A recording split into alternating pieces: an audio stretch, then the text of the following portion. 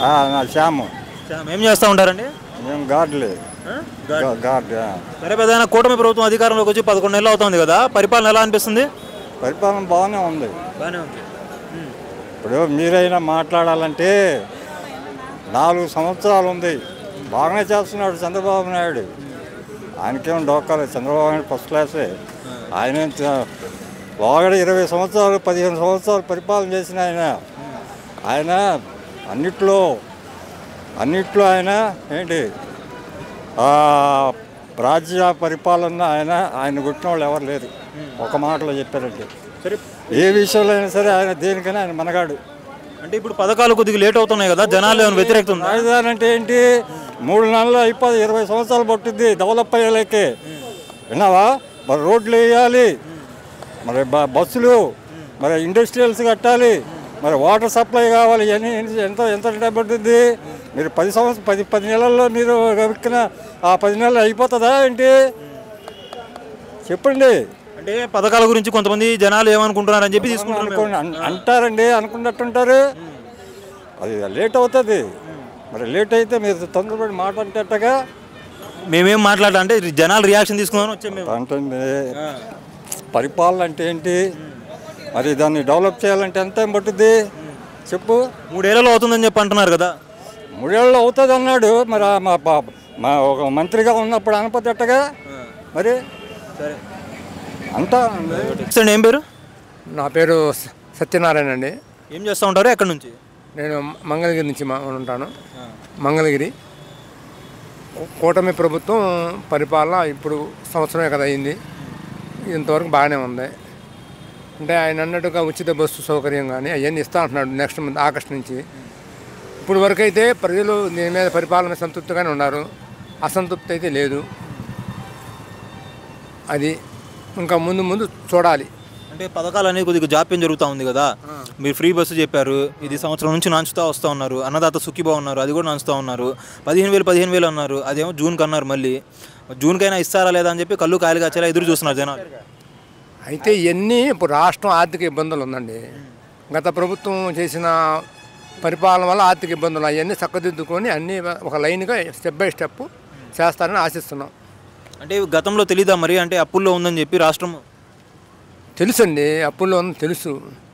ఎవరైనా సరే ఏంటంటే అధికారంలో రావడానికి కొన్ని చెబుతుంటారు. దానిలో పరిపాలన భాగంగానే అధికారంలో రావడానికి ఏ రాజకీయ పార్టీ అయినా సరే కొన్ని అబద్ధాలు ఆడాల్సిందే. అలానే అధికారంలోకి వచ్చాం కాబట్టి పరిపాలన ఎందుకంటే చంద్రబాబు నాయుడు మీద సమర్థత మీద అందరికి నమ్మకం ఉంది. అందుకని మనం వేసి చూడాలి. అభివృద్ధి కావాలంటే చంద్రబాబు ఉండాలని ప్రజలు కోరుకున్నారు, అందుకని చంద్రబాబు ఓట్లు వేశారు. మంగళగిరి అనేది రాజధాని ప్రాంతము. అది కాకుండా అంటే ఇప్పుడు రాజధాని 3 ఏళ్లలో కంప్లీట్ అవుతుందని చెప్పి అన్నారు కదా, 3 ఏళ్లలో కంప్లీట్ అయ్యేలాగా ఛాయలు కనిపిస్తున్నా మీకు? మరి 3 ఏళ్ళు కంప్లీట్ అవుతుందన్నారు, వేచి చూడాలి. అవుతుందని చెప్పి అనుకుంటున్నారా?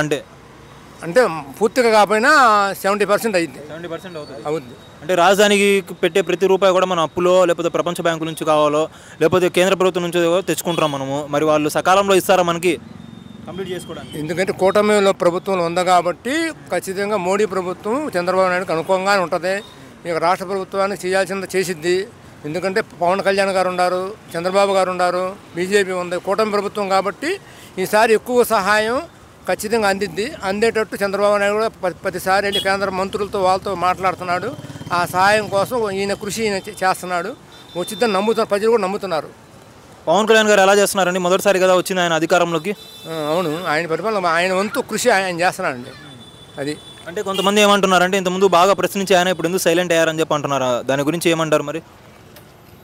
ఇప్పుడు అధికారం అంతకుముందు ప్రతిపక్షంలో ఉన్నాడు కాబట్టి బాగా ప్రశ్నించాడు. ఇప్పుడు అధికారంలో ఉన్నాడు కాబట్టి పరిపాలన చేస్తున్నాం కాబట్టి మామూలుగా ఉంటుంది. అలానే ఉంటుంది అంటారు. సో ఇప్పుడు మళ్ళీ జగన్ గెలిచే అవకాశం ఏం లేదంటారా? మళ్ళీ లెగిచే అవకాశం? జగన్ గెలిచే అవకాశం అంటే ఈ ప్రభుత్వం అభివృద్ధి చేస్తున్నప్పుడు జగన్కి అవకాశం ఉండదు.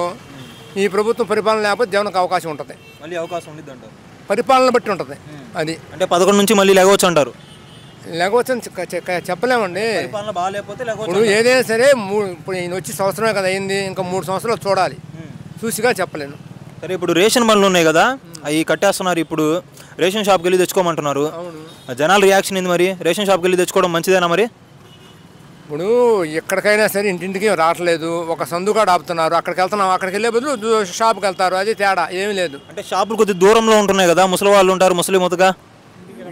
ఇప్పుడు ఎక్కడైనా సరే ఇప్పుడు షాపు వ్యాన్ వచ్చేది ఎక్కడండి, సందు చివరు ఎక్కడో 2-3 సందులకి ఒకసారి వ్యాన్ ఆపుతున్నాడు. ఇప్పుడు కూటమి ప్రభుత్వం అంతకుముందు దుకాణాలు కూడా దగ్గరలో ఉండేవి, పెద్ద తేడా ఏమీ లేదు దానికి దీనికి. జనాలు వెళ్ళి తెచ్చుకుంటారంట. తెచ్చుకుంటారు, నా కోసం కదా, ఎవరి కోసం వాళ్ళు వెళ్తారు. బియ్యం ఇస్తున్నారా, డబ్బులు ఇస్తున్నారా? బియ్యమే ఇస్తున్నారు.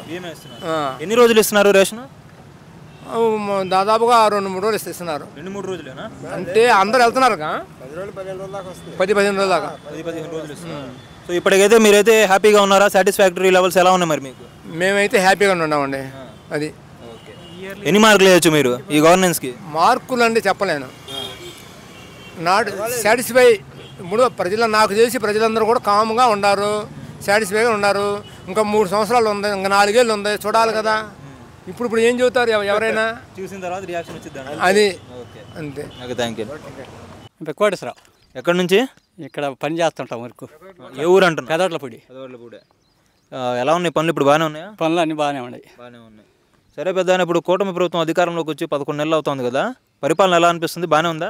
పరిపాలన అన్నీ బాగానే, ఇసుక వదిలింది, మామూలుగా పింఛన్ బాగానే వస్తుంది. కరెక్ట్గా నెల అయ్యే తలకి 1 తారీఖుల్లో పింఛన్ ఇచ్చేస్తున్నారు, తెల్లారేకి ఇబ్బంది ఏం లేదు. ఇసుక బాగానే ఉంది. గ్యాస్ బండ్లు వదిలేరు. గ్యాస్ బండ్లు డబ్బులు పడుతున్నాయా? డబ్బులు రెండోసారి పడాలి, ఒకసారి పడ్డాయి, ఇంకోసారి పడాలి. ఎంత పడ్డాయి? 825-50 పడ్డాయి. ఓకే. అయితే ఇప్పుడు రైతు భరోసా, ఎవరైతే రైతులు ఉంటారో వాళ్ళందరూ కూడా రైతు భరోసా అన్నదాత సుఖీబాబు పెడితే 20,000 ఇస్తానన్నారు కదా, అది జాప్యం జరుగుతూ వస్తుంది. రైతులు ఏమైనా వ్యతిరేకత ఉందా? వ్యతిరేకలు ఏమైనా నిదానంగా వేస్తాడు అనుకుంటున్నారు, ఇంకా కొద్దిగా లేట్ అయింది కాబట్టి తొందర చేస్తే మంచిది.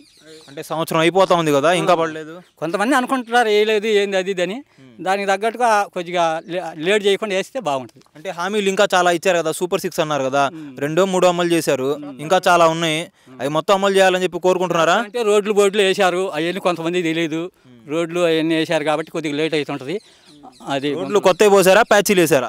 కొంత లెక్కల బాగా కొద్దిగా పోయిన కాడ ప్యాచీలు, బాగా పోయిన కాడ బారుగా పోశారు.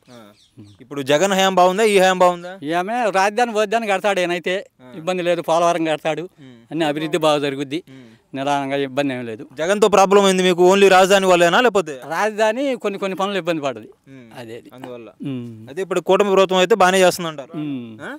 రైతు భరోసా డబ్బులు పడాలంటారు. పడాలా అంటే కొద్దిగా తొందర చేస్తే అది మంచిది. సుబ్బారావు. ఏం చేస్తూ ఉంటారు? నేను పొలం ఈ కౌలుకు చేస్తాను, ఇబ్బంది తిప్పుకుంటాను. కౌలు కూడా చేస్తున్నారు. ఏమేసారు ఈసారి పంట? ఇదే కరేపాకి. ఎలా ఉంది దిగుబడి మరి? దిగుబడి బాగా కొంచెం రేట్ తగ్గును, రేటు కొద్దిగా తక్కువ ఉంటుంది, తరుగుతూ ఉంటుంది ఎనిమావులు. సరే పెద్ద, ఇప్పుడు కూటమి ప్రభుత్వం అధికారంలోకి వచ్చి 11 నెలలు అవుతా ఉంది. అంటే అన్నదాత సుఖీబాబా 20,000 వేస్తామని చెప్పన్నారు, అదిగో వేస్తాం ఇదిగో వేస్తామని చెప్పి జాప్యం చేసుకుంటూ వస్తున్నారు. మరి రైతుల్లో ఏమైనా వ్యతిరేకత ఉందా? మరి ఏం లేదండి, నిదానంగా వేస్తారు. మరి ఈ కానీ రోడ్లు ఇవన్నీ చేసుకుంటూ వస్తున్నారు కదా, గ్యాస్ డబ్బులు పడుతున్నాయి. ఇవాళ పెన్షన్ తీసుకున్నాం, సోమవారం వచ్చేసిందా పెన్షన్?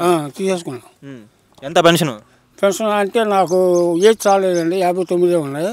రైతు కూలీ డబ్బులు మా జలబాలం, ఇక్కడ కిరాయికి వచ్చాను, రైతు కూలీ డబ్బులు తీసుకున్నాం పొద్దున్న. ఎంత అది? 5,000.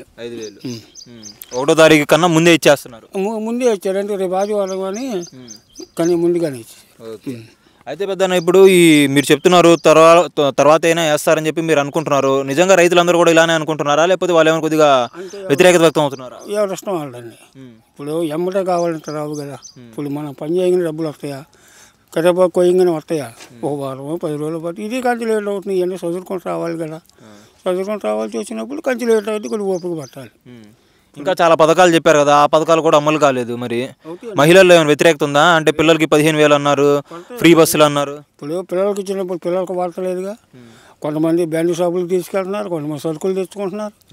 పిల్లలకి వాడుతున్నాను గ్యారెంటీ ఏమన్నా ఎవరైనా చెప్పమని గుండె మీద చేసుకుని పిల్లలకే వాడుతున్నాం, పిల్లల ఫీజులే కడుతున్నామని లేదు. రకరకాలు వాడుకుంటున్నారు, ఇంటి ఖర్చు నిమిత్తం మీద వాడుకుంటున్నారు. అట్లా అది అనమాట. పిల్లలకి వేసిన డబ్బులు పిల్లలు కట్టాలి, ఫీజులు కొంతమంది కడుతున్నారేమో, అందరూ అట్లా లేరు.